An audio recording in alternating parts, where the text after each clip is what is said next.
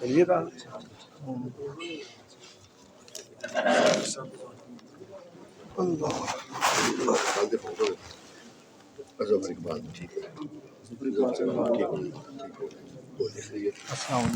क्या हाल है जी? अच्छा बगदादी साहब कैसे हैं? अच्छा ਤੁਹਾਡੇ ਨਾਲ ਨਾ ਇੱਕ ਮਸਲਾ ਪੁੱਛਣਾ ਕਿ ਵਾਹ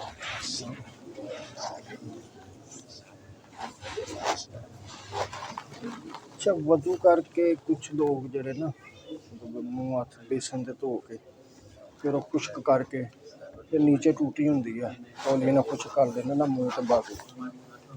वजू करके ते पैर बाद धोंदे ने कुछ लोग कहते हैं जी कि इस तरह वजू नहीं होंदा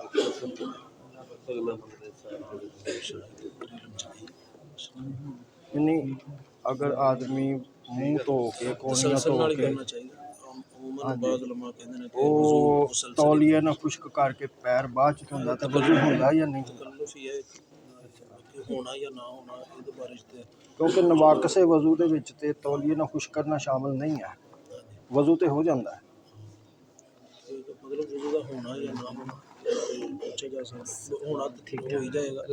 लेकिन यह कि तकल्लुफ है एक पहला बंदा तौलिए ना खुश्क करे फिर जाके पैर धोवे ये कहते हैं कि मुसलसल ही होना चाहिए बाकी तो मैं कोई फतवा नहीं दे सकता नहीं तसलसल च तो फर्क नहीं पिया अब एक बेसन है तुम समझ आ रही मसले समझ आ वो तो हाथ धोता मूँह धोता कोहनियाँ धोतियां ने उस तो बाद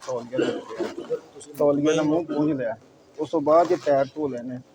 ਉਹਦੇ ਚ ਕੀ ਵਜ਼ੂ ਦੀ ਸ਼ਾਨ ਚ ਕੋਈ ਫਰਕ ਪੈ ਗਿਆ देखो मसला वो चीज़ है बाकी अगर थोड़ा दिल मुतमईन है तो मैं तो ना मेरे इलम च नहीं ये पूछा जा सकता बड़े मेरे इलम च नहीं चलो फिर मैंने पूछ के दस देना तैयार की जाए कि बंदा जिससे सारा कुछ कर लिया है चंद सेकंड ਉਹਦਾ ਪੈਰ ਧੋਵੇ ਫਿਰ ਇhtiyat ਤੇ ਬਿਹਤਰ ਹੈ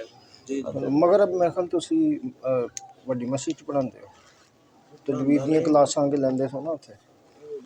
खत्म हो गया हूँ दर्शन का मेरे बकायदा मतलब कभी कभी नहीं करना